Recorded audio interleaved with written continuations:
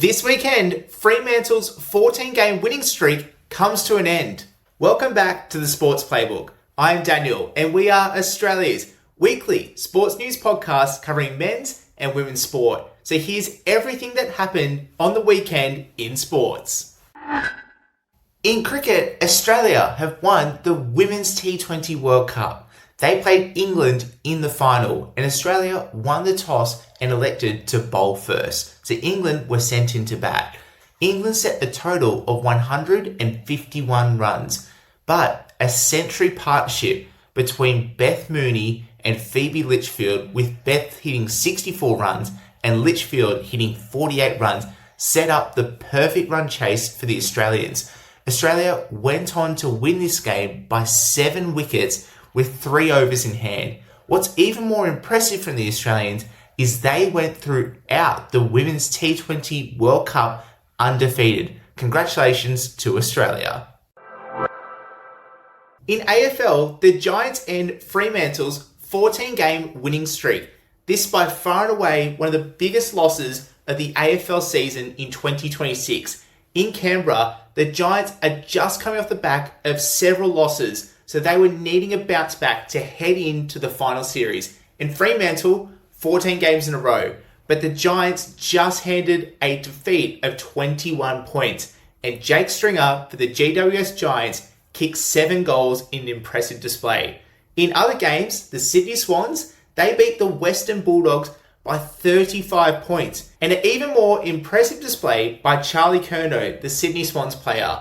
Curnow kicked 6 goals. He now leads the Coleman Medal race, which is the biggest prize in the AFL season at the end of year awards. In the other games, the Brisbane Lions, they beat the Geelong Cats by 22 points.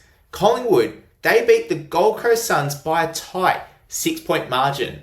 Carlton, they are now on an impressive run. 7 wins in a row. This is incredible. Considering they got rid of their coach mid-season, they beat the Richmond Tigers by 2 points. Carlton, they've absolutely roared to life. Josh Fraser, just like Dan Gorringe says, is our saviour. St Kilda, they beat Essendon, and as we record this podcast, Port Adelaide, they are playing North Melbourne. Port Adelaide currently have a 13-point lead as we speak. NRL, the Knights, they defeat the Dolphins to end their 8-game winning streak. For the Knights, they had to hang in there in a tight contest. They led at halftime 12-0 before the Dolphins came surging back. But the Knights got a field goal to win this contest by 1 point. And this ended the Dolphins' winning streak so far of 8 games. In the other games, Penrith, they beat the Rabbitohs by 22 points in a crucial win. For the Rabbitohs, they just weren't able to get a grasp on this game. For the Dragons, they secured their 2nd win of the season. They defeated the West Tigers. For the Dragons, they'd be rejoicing. They have now defeated the Brisbane Broncos and West Tigers. Whilst they are nowhere near the finals for 2026, this club is playing for pride for their members and for their fans. Being handed their 8th defeat in a row, they went down to the Cronulla Sharks in Brisbane. For the Broncos, if they want to make the final series in 2026 under a mathematical equation, they need to win their last 8 games. If this is to happen, this is the first team since 2005, being the West Tigers, where they have not been able to make the final series. For the West Tigers, after their 2005 premiership success, they were not part of the 2006 final series. For the Brisbane Broncos, that is a very real possibility. For the Eels, they had a massive win over the Manly Sea Eagles, and in particular, defeating Fosball by 9 points. In netball, the Adelaide Thunderbirds win the Super Netball Grand Final. The Adelaide Thunderbirds took on the Melbourne Vixens at John Cain Arena with a sellout crowd, once again for the Grand Final. The first quarter was a tight contest, with the Vixens actually leading by 1 goal heading into the first quarter break. But the Adelaide Thunderbirds, they smashed the accelerator in the second quarter. For the Vixens, they went into halftime with a 12-goal deficit that they had to make up. But from here, the Adelaide Thunderbirds went on for an impressive victory. A couple of standouts for the Adelaide Thunderbirds, Shamira Sterling-Humphrey and Latanya Wilson. They absolutely shut down the Vixens' attacking end of Lily Graham, Kira Austin, and Sophie Garvin. The Vixens simply had no answers, especially up against Latanya and Shamira. When you look to the midcourt, Kate Hefferon had an amazing game. She had 11 goal assists and 20 feeds. For Hefferon, she has had an incredible 2026 campaign. Elmere Van Der Berg also had an incredible grand final. 51 goals from 52 attempts. That's just an impressive record. And throughout the 2026 season, she had a 91% shooting average. For the Adelaide Thunderbirds, this is their dynasty. This is now their third premiership in the last 4 years. They won back-to-back in 2023 and 2024, and in 2026, they have gone on to continue their impressive run of form. For 2027, if they are able to keep their current squad, they will be an unstoppable force heading into the new season. In Formula 1, Charles Leclerc wins the British Grand Prix. Kimi Antonelli started on the pole in this race, with Charles Leclerc alongside him on the front row. Lewis Hamilton was starting third, and Charles and Lewis got incredible starts, but for Lewis, it was a little too good. He actually received a 5-second penalty for moving his wheels just before the start of this race. But Kimi Antonelli, he had a shocking start, and he went back down in the pack and was getting chased for third position.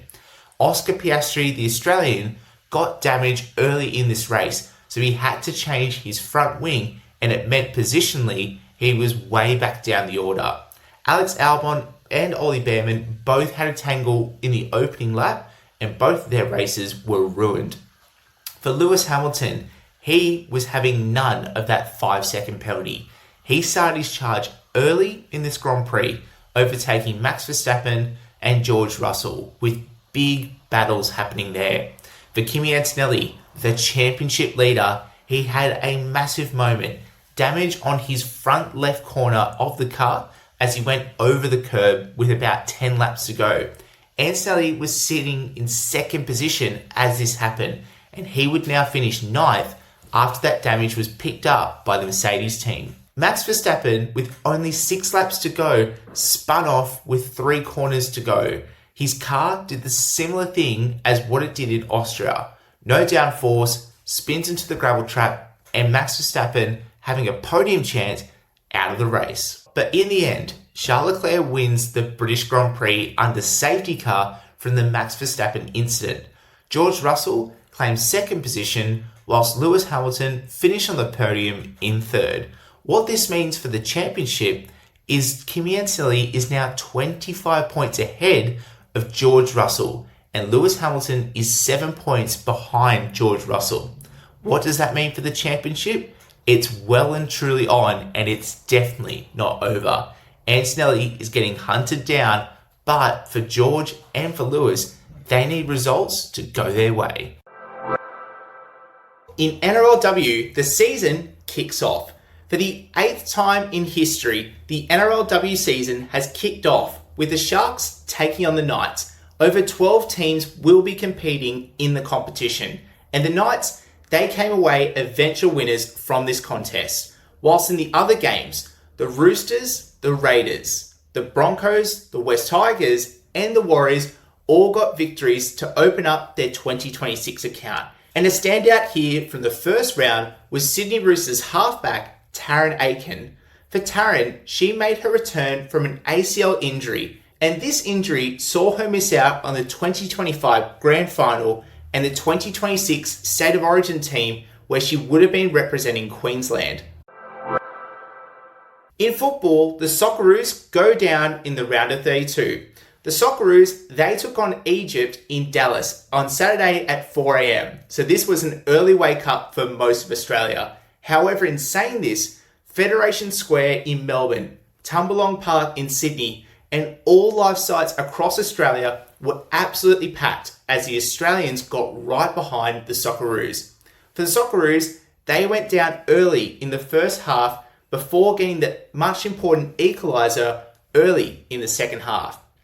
This game went into penalties where Egypt were able to win this contest, 4 penalties to 2. Some standout performances across the 2026 campaign. Patrick Beach, the Socceroos goalkeeper, he had some incredible saves not only in the Turkey game, but especially in the Egypt game. There was one save diving to his left-hand side on pure reaction, and this kept the Socceroos in the contest to go into extra time.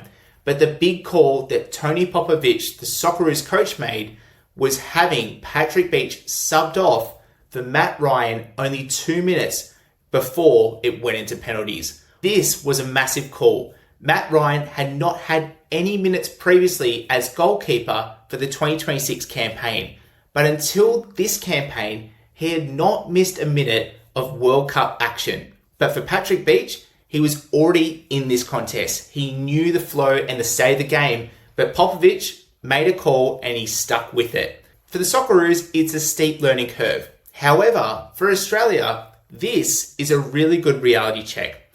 Moving forward, the Socceroos and Australia can't just be happy with qualifying for a World Cup. This just now needs to be one tick off the box before entering into a World Cup campaign. For the Socceroos, we now need to have a mentality as a nation. If we want to be taken seriously at football, we have to get to the knockout stages and we have to make a serious indent when it comes to these big international games. And the good thing here for Australia and for Socceroos fans, we have the team to do so. Nessa Toure-Irakunda, Mohamed Toure, Patrick Beach, Jordan Boss, I could name several more, but these players are here long term, which is really exciting for Socceroos fans. However, we are right now in the round of 16, where Morocco, they just beat Canada to send the host nation packing. Morocco won 3-0. And France, they took on Paraguay and defeated Paraguay 1-0, which means both nations head straight into the quarterfinals. In rugby union, Ireland hand Wallabies a defeat. For the Wallabies, they took on Ireland at Allianz Stadium in front of a sold-out crowd. For the Wallabies, they got out to an early lead. However, Ireland, they clawed back that margin to lead going into the final exchanges of this game. But for the Wallabies, they had an opportunity to win it after the siren. But unfortunately, a misconversion through Ben Donaldson gave Ireland the win to win by 2 points. For the Wallabies, they will get a second chance in the Nations Cup. They will take on France in Brisbane at Suncorp Stadium. That is your weekend results roundup. So now we head into the standout performer. Who was the standout performer from the Sports Playbook eyes? And for me, this is Elmere Van Der Berg, the Adelaide Thunderbirds goal shooter. On the biggest stage in netball, the grand final, Van Der Berg shot 51 goals from 52 attempts. But what's even more incredible here is Van Der Berg's story. In the Super League competition, Van Der Berg played for Manchester Thunder, and in 2026, she signed a contract to the Adelaide Thunderbirds for a 1-year deal. That 1-year deal has fundamentally changed the Adelaide Thunderbirds, Super Netball, and Van Der Berg's life. For Van Der Berg, she moved from the UK to Australia to play in Super Netball. And my goodness, has Van Der Berg shot out the lights when it comes to the goal shooter position. She's had an incredible year this year, and by far and away has kept the Thunderbirds right in the contest. With ice in her veins, she knows when to turn on amazing performances, and she looks absolutely unfazed when it comes to any moments. Van Der Berg absolutely shot the lights out, and she is a big reason why the Adelaide Thunderbirds won in the grand final. With that, we now head into the state of play. So what does the ladder look like when we look at the NRL and AFL? For the NRL, Penrith lead the competition by 4 points. The Warriors, the Roosters, and the Knights, they round out the top 4. The Dolphins, Sharks, Seagulls, and the Rabbitohs, they make up the top 8. Only 4 points separates second position from ninth. So heading into the back half of the season, no one is safe.